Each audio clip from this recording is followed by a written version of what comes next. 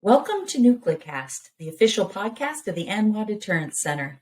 Each week, we bring you leading experts for a lively discussion on topics related to strategic nuclear deterrence. Our host is Dr. Adam Lowther, Director of Strategic Programs at the National Strategic Research Institute.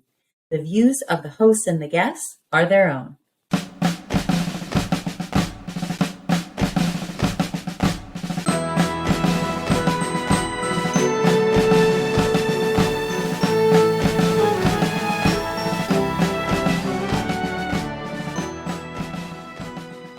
Welcome to the latest episode of NucleCast. Of course, I am your host, Adam Lowther, as always. And today, I think that you're probably lucky to be here. You are very lucky to be here to listen to Rebekah Koffler. Now, if you don't know her, and there might be a person or two out there in this country somewhere who, maybe they work nights and they sleep during the day. And if you don't have cable, maybe you don't know her. But Rebekah is the author of Putin's Playbook. Now, it's a book I read, and I realized just how smart Rebekah is when I read her book, because she was saying exactly what I was thinking. So if she believes what I believe, she must be right. Now, Rebekah is, or was, the leading Russia analyst at the Defense Intelligence Agency, where she spent more than a decade. And then she left the agency a few years back and is now writing books, appearing on television, and doing lots of other things. And of course, Rebekah is an immigrant from the former Soviet Union, which gives her intimate understanding of Putin's mind and of the culture and of the language, which is often deficient. And so with that very long introduction, I want to welcome Rebekah Koffler into NucleCast. Thank you so much, Adam. It's such a pleasure to be here with you and your audience. But I had no idea that you're also a part-time stand-up comedian. You're just making me laugh. Well, I do. Whenever there's open mic night, you will find me there from time to time. So I do. It's funny. I do like to make people laugh. That's, what I wanted to be a comedian as a career, but I got married young.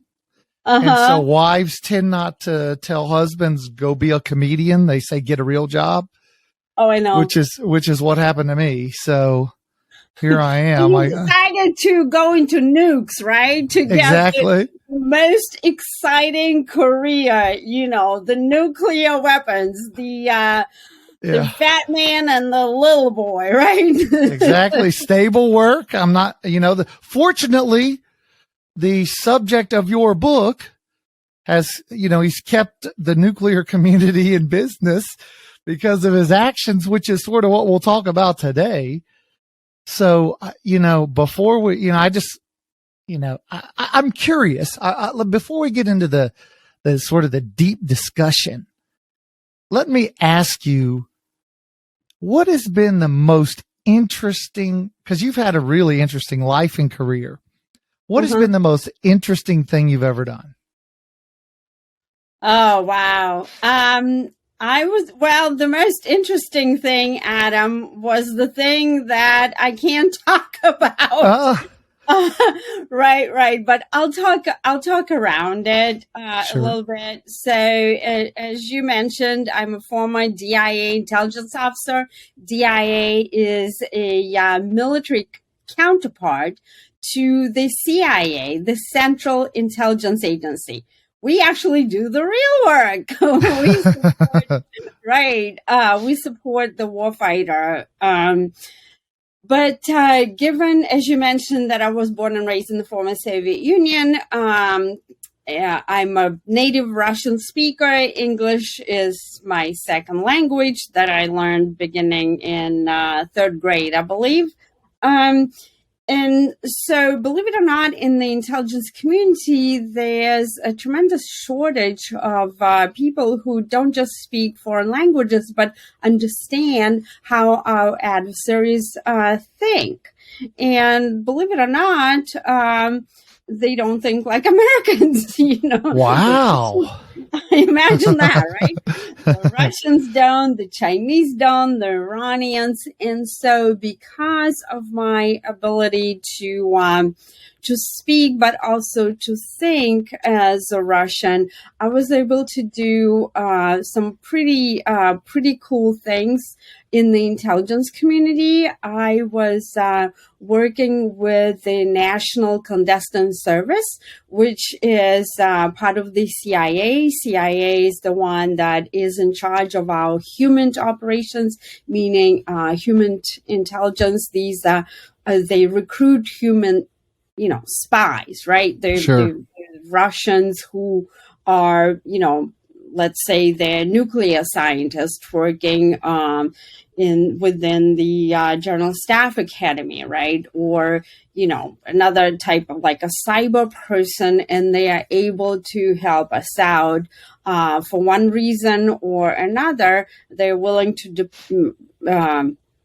betray the motherland, right? And give us their secrets. And so it takes a lot, like to mount an operation, like that, and to extract the right secrets. And I'm honored to have been able to participate in those kinds of things to help my adopted homeland, the United States of America, which is the best country in the world, by the way, despite of what the young people, the woke, type think, it's still the best country. So I'm proud to report that I've been part of those things, although, and they are even more fun and more crazy than some of the movies. Unfortunately, we talk about that, but maybe in 50 years we'll be able to. We're going to have another Nuclear Cast podcast where you can ask me all those kinds of questions when it's declassified. Well, that sounds like a future day. We'll write that down. Hopefully you and I'll still be around. But so let's turn to the book. Yep. And let's turn to your view of Putin. So we're in the middle of a conflict in Ukraine.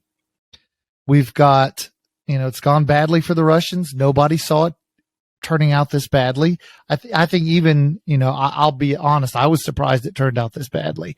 Mm-hmm. I didn't think the Ukrainians would perform as, and I know we've been working with them since, the Crimea. There's a lot we've done with them, but I didn't expect it to be this good. And I didn't expect the Russian kit to be this bad. And I didn't expect the Ukrainians to adapt as well as they have, and the Russians to fail to adapt. And then Vladimir Putin's repeated nuclear threats against NATO. So as we put all this in context, and this is probably one of the big questions that people are burning to know, how should we put his nuclear threats in context? And what should we make of them? Okay, so if you don't mind, let's unpack the first part of your kind of question and statement that the Russians are doing so badly, and the surprise that we all have had, including me. I'm no different than you. You said you were surprised. I think the entire U.S. intelligence community was surprised at the tactical incompetence exhibited by the Russian military, despite the fact that Putin has been preparing for this for the past 20 years. Believe it or not, he has developed, the entire doctrine, that I described in my book at the unclassified level. So everything that they were getting ready for, and yet there's this major flop tactically. tactically being the key word here. So if you look at it from the Russian standpoint, and sometimes we all laugh when Putin's propagandist Dmitry Peskov comes out and says, "Oh, the Russian special operation is going according to plan."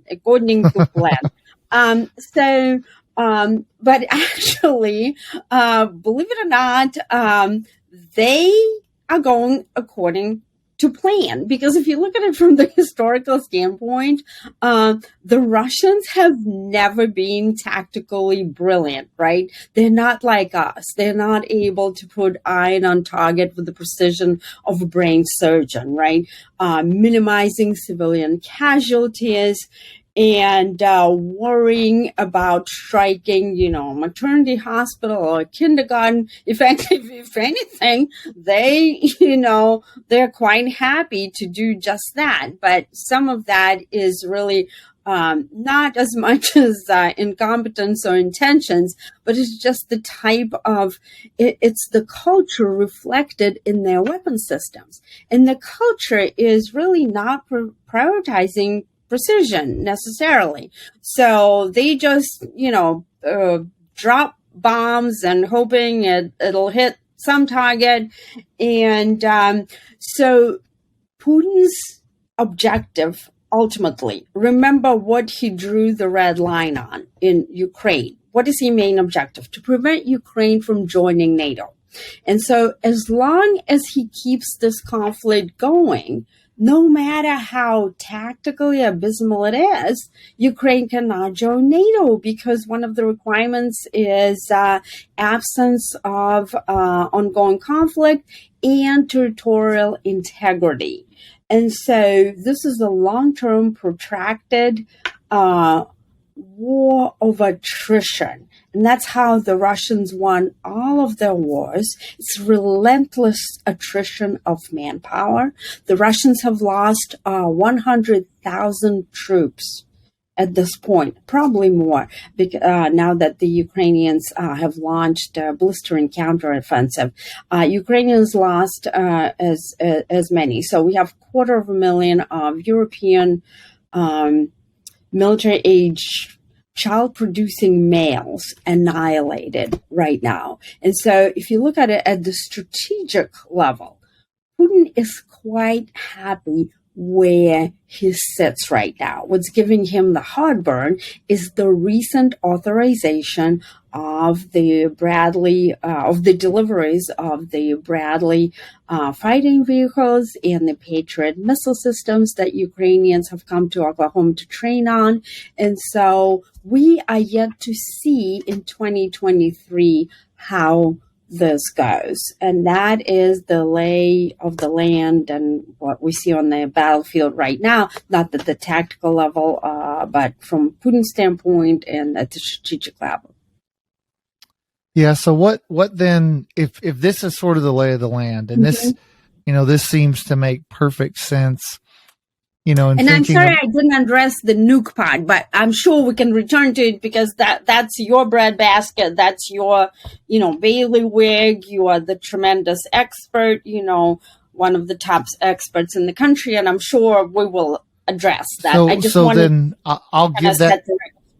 Yeah. So, and for those who may not follow sort of Russian history and the Central European plain and this Russian, and you know this better than I, this Russian sort of, what's the word I'm looking for? That there's always a fear of invasion, particularly from the West.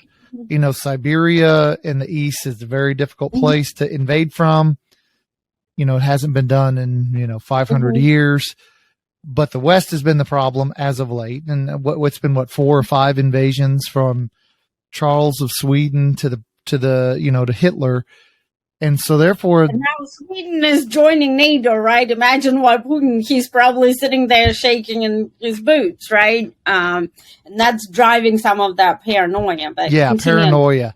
And so the Russian, this norm to want to have, defense in depth, that would reach all the way to Poland so that Russians could fall back as they try to defend and push, Western invasion, stop it from reaching, Moscow. And so we're now in a position where they have clearly an inferior conventional capability. But what they do have is non-strategic nuclear weapons. Yeah. And now they're threatening them. Putin is threatening to use them. So what do we make of it? Right. So yes, the Russians have always known that they're conventionally inferior, as you just stated. And also the general staff, which is the brain trust of the Russian military intelligence forecasting, right? About 10 years ago, or even more, the general staff has concluded by conducting those intelligence assessments that a war between the United States and Russia, so the United States and NATO on one side and Russia on the other, was inevitable. Those are the words in the assessment. And why is that? It's because we've been fighting over control, of the same territory, Russia's post-Soviet space that Moscow considers its strategic security perimeter, on which Russia has relied for centuries, as you just described, to protect the heartland. In other words, the strategy is trading the territory for enemy's blood, right? That's why they need that distance.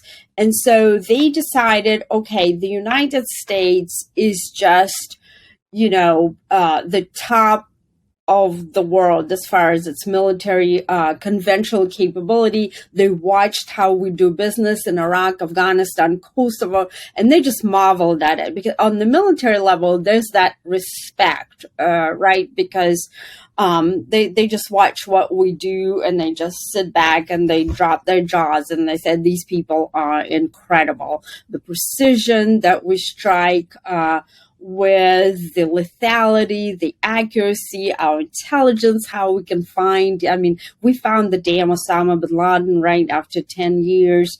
And they say there's no way in hell we can compete with those chaps, and we need to level the playing field. And how do you level the playing field?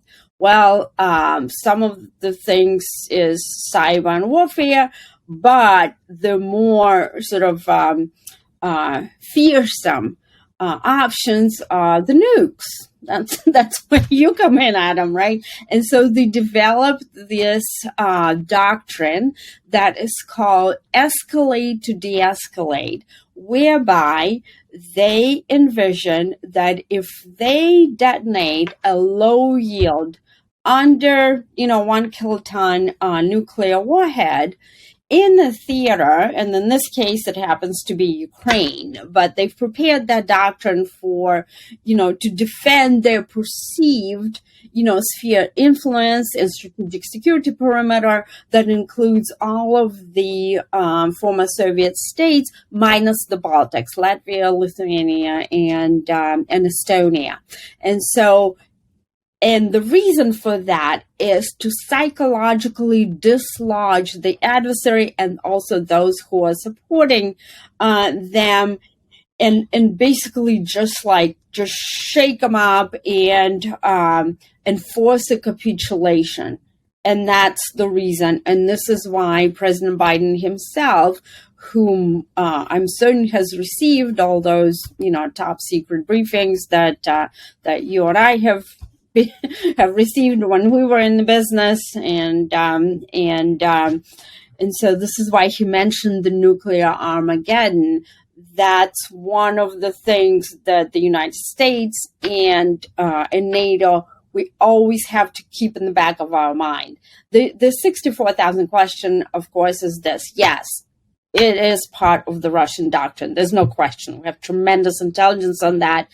The question is, will that doctrine being implemented? And it's highly dependent on who is in charge of those weapons, because every president is not the same, right? Including the Russian president. There's Putin, and then there's Yeltsin, and then there's Brezhnev. And so all of them would react differently. And the current assessment is that Putin has the psychological profile to actually pull the trigger. And that is the concern in various circles within the U.S. and European security establishment. And that's my personal concern, being right now the national security consultant.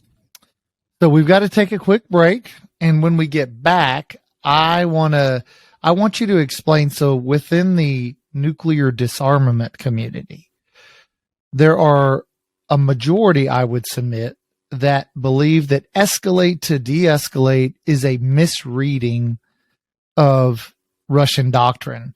And they say, yes, that's a majority position that they would say. So when we get back, I want you to explain why you say that is not true.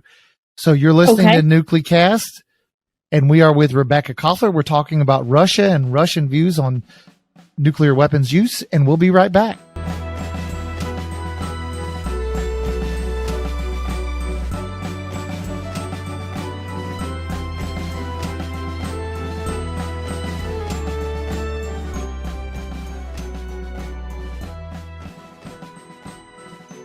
This episode of NucleCast is brought to you by the ANWA Deterrence Center, whose mission is to educate Americans about the nuclear enterprise and strategic deterrence.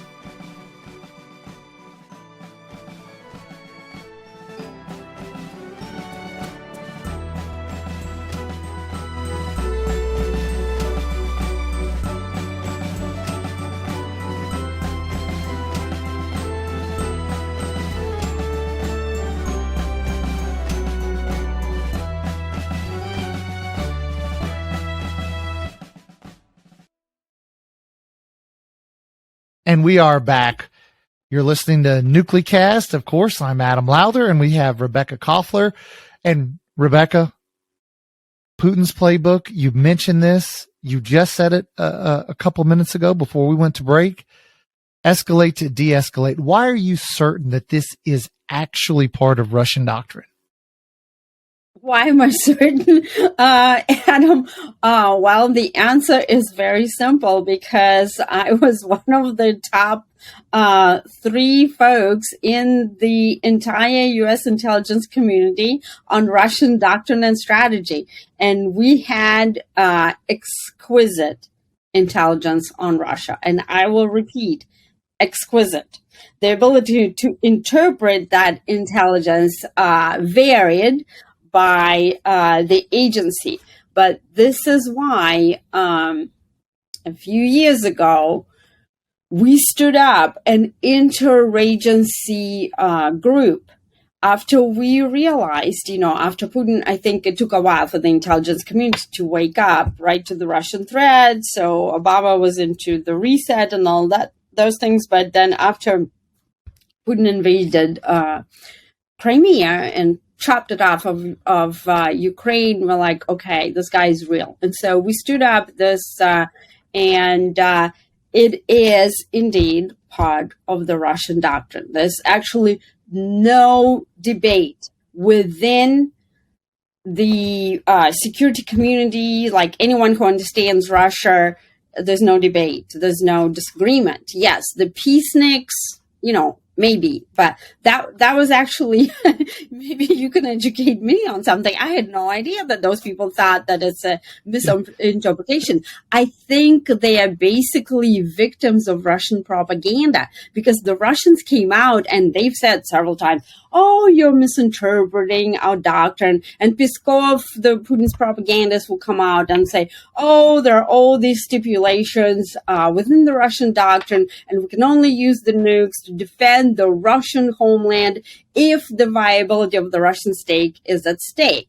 But there's no one Russian doctrine, right? There's a declared doctrine, unclassified doctrine, and there's another doctrine that, Putin would not talk about, just like we have stuff that we put out, out in the open. You can go on the White House website, whitehouse.gov, and read all Biden's statements. But at the same time, we have the, NSDD, 75 or whatever, sure, where where we really spell out our stuff. And yes, it is part of the Russian doctrine, and I am 110% confident. And if you don't believe me, you can look up President Trump's national security strategy, where he talks about, escalate to de-escalate. And of all people, Trump actually, despite the bad rap that he got from the media, he pursued the most robust Russia policy since Ronald Reagan, because he understood the former KGB operative Vladimir Putin. You'd be amazed at how many. I write about Russian strategy and doctrine, and I often, whenever I say escalate to de-escalate, I often get pushback from those, in the disarmament community who would say that's not accurate. But what is their argumentation exactly? Like, why do they say it's not accurate? Because they would say that's the most bellicose interpretation of Russian doctrine. That's usually sort of the genesis of the argument, is you're taking the most extreme view of what the Russians are saying. In reality, that's not really what they mean. You're misinterpreting them. And so, whenever I ask you, I know you thought it was sort of a silly question, but I wanted to clarify for folks that, the people who look at this and know the language, the customs, the culture, and are strategy intel officers, that's what they think too. So it's not sort of this outlier of a view. It's a mainline view. Oh, yes, it absolutely is. And if you look at it also from our combatant commander standpoint, right? And I've briefed several STRATCOM commander, with STRATCOM being the strategic combatant command that's in charge of our nuclear forces and weapons, that is charged with protecting our country from the nuclear threat. And they have to prepare for the worst case scenario. They can't just say, oh, Putin probably he's just not, this is a very extreme, view, right? He's not going to do that. He said that he's going to, they've written about it, right? They codified it in their doctrinal documents, but they're just kidding, right? They're just not. You can't have our, 4 stars operate on that assumption. It's not only silly, it is also irresponsible. They have the mission to protect the country. And so we have to take Putin at his words. And he stated multiple times what, you just have to be able to interpret what that means. For example, today he stated, here's another one, a classical Putin deception. He comes out and he says, Russia intends to halt hostile operations in Ukraine. And everybody is like, oh, wow, the war is ending. But then the day before, he stated, well, we are going to mobilize between 2023 and 2026, 1.5 million troops. And by the way, we are augmenting our conventional nuclear and aerospace capabilities. And then he said previously, by the way, Crimea and Ukraine historically belonged to Russia and all of that business. And then in the small print, he said, well, we're willing to negotiate about acceptable solutions. So you can't just look at the headline and say, and make an assumption that he's willing to sit down and negotiate. You have to look at the fine print. What he's willing to do is negotiate on his terms. He wants Crimea and the 4 other annexed regions, Kherson, Zaporizhia, Donetsk, and Luhansk, to be recognized as Russian. And that's the only reason why he would negotiate. So you can't just fall into his trap. You have to really, really be careful with this guy. He is an intelligence operative, and he acts like one. And look, he's quite skillful at that, right, Adam? I mean, he was able to convince former President George Bush, who looked into his eyes and thought, oh, right? I mean, the guy is talented. And so, but you have to be very, very careful with him. Now, as we look, there are reports that Putin is sick and that he may, be on his last leg. Do you see, and that, if Putin were to die, this war would end. And, there are some that would say, the next guy could be even worse, right? Which that's always a good thing to keep in mind. The next guy could be worse.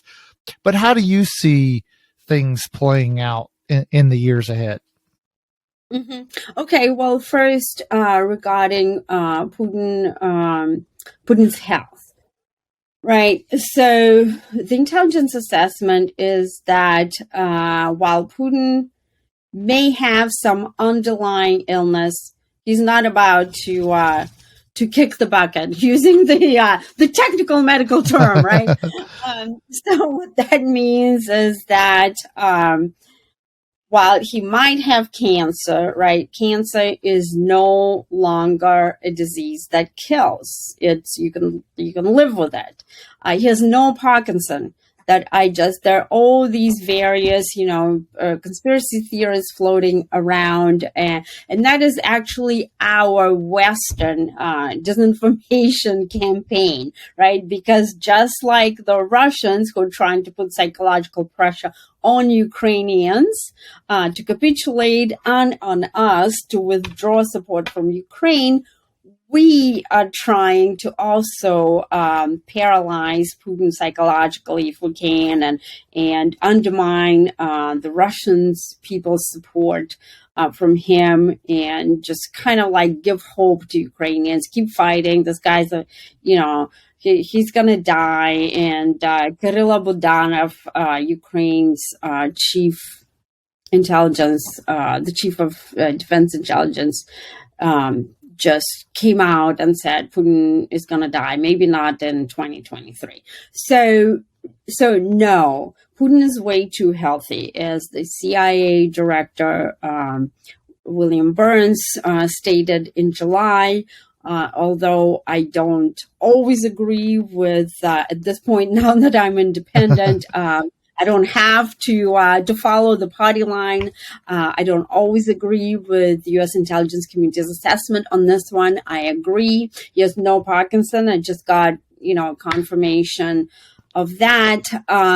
This being said, it's extremely difficult to evaluate with 100% accuracy Putin's health. Why? Because the guy is extremely secretive. He's paranoid to the point where he has his security detail collect his pee and poop when he travels, right? His excrements, they carry a special box where they scoop up that stuff. Imagine that kind of job. But yeah, our pee and poop can tell a lot about our health. And so we don't have access to those things. No Western doctor evaluated Putin in person. So everything that we do is remote. So CIA has a special center that deals with evaluating foreign leaders, both their psychological profile and their health profile. And so bottom line, that is this assessment. While he might have an illness, he's not about to kick the bucket. So we have to plan on this thing going on for a while. Even if he were to go onto the knife, let's say for surgery of something, Nikolai Patrushev, his right hand, the head of Russian Security Council, would step in temporarily. Those two are like that. They're buddies. They're French. They're not just professional colleagues.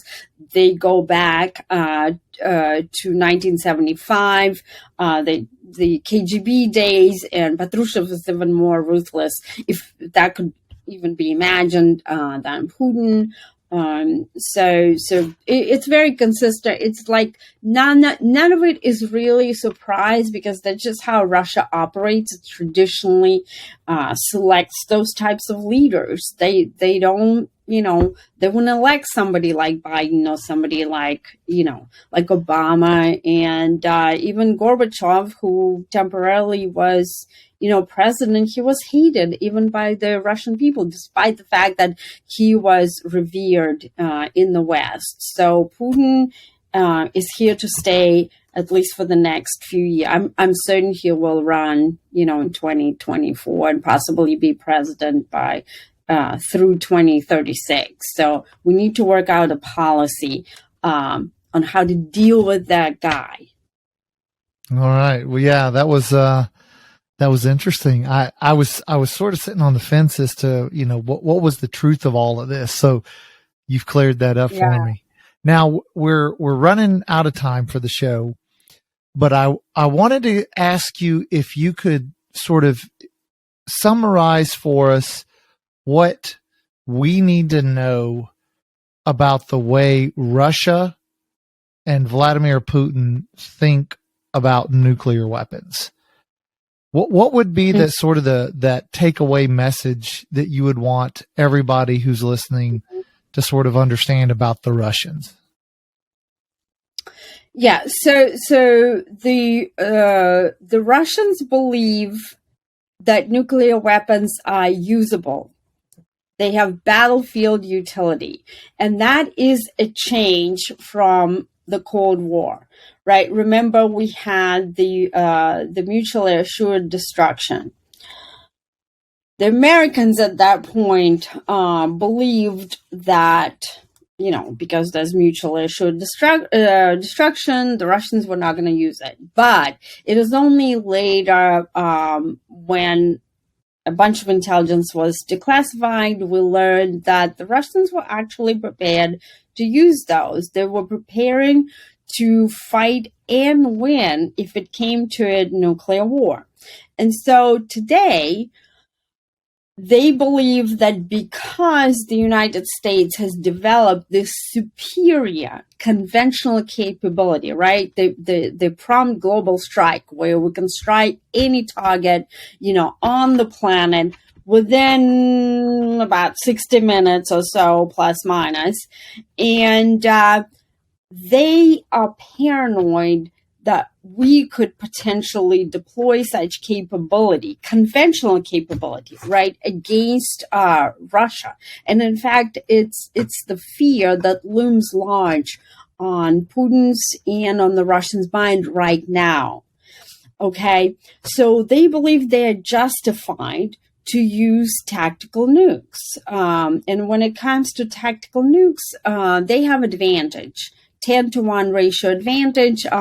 We have 200, they have 2,000. And they've also stated that because the United States have used those weapons in Japan for the exact same purpose, to de-escalate, to stop the fighting, to stop the annihilation that would have wiped out Japan off the face of the earth, they have the exact same right to do the same in order to protect the Russian, territory, which they include because Ukraine is part of their strategic security perimeter in their view. So in that type of situation, they feel justified.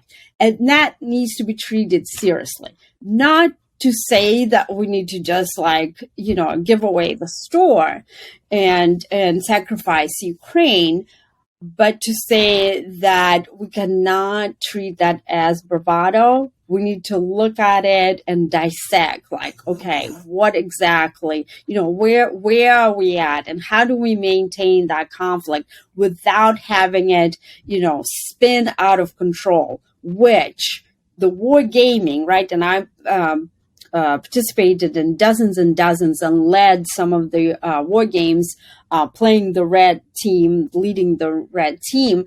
But the war gaming demonstrated that every single simulation scenario ended up in a tactical nuclear warhead detonated in the theater, and the United States had no response. And I suspect it's because there's such an aversion to nuclear weapons, as you just described, these peaceniks, right? They think, oh, that's not. But regardless of whether you think Putin is not serious or not, you still have to prepare to respond. You can't just leave it to chance, right? Because it's deterrence right there. It is only if we have our own capability that trumps Russia's and are prepared to use it, that it signals to Putin that that's a credible deterrent. Until then, it's all, he'll perceive it as all not serious and joking around. So that is Russia's position on nukes. Well said. Rebekah Koffler, I want to thank you for joining us on NucleCast, and I want to thank the listeners for joining us. So thanks. We appreciate it. And we will definitely, I will say, I'm not sure if we're going to wait until, the 50 years for declassification. We may do it sooner. So if something breaks, we'll have you back. But thanks for joining us on NucleCast. It will be awesome. It was a lot of fun, although the topic is quite serious. But as you know, people who deal with nukes, we have to maintain our sanity and therefore our sense of humor. Otherwise, you can go crazy with all that stuff, right? Thanks, Adam, for having me. All right. Well, thanks for listening, and we'll see you next time on NucleCast. You got it. This has been a production of the ANWA Deterrence Center. Our executive producer is Kimberly Charrington, and this episode has been engineered and mixed by David Krumthal. Follow the show on LinkedIn, Facebook, and Twitter at NucleCast. Listen, follow, and review the show on Spotify, Apple Podcasts, Amazon Music, or wherever you listen to your favorite podcasts.